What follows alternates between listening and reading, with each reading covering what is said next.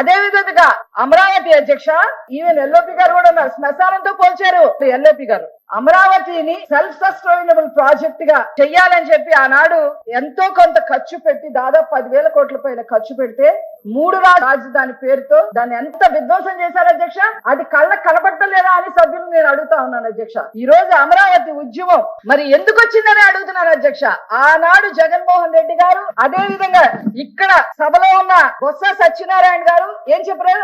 11/6/19 రాజధాని పనులు కొనసాగుతాయి, మీకేం పర్లేదు అని చెప్పి ఎల్ఓపి గారు చెప్పారు అధ్యక్ష.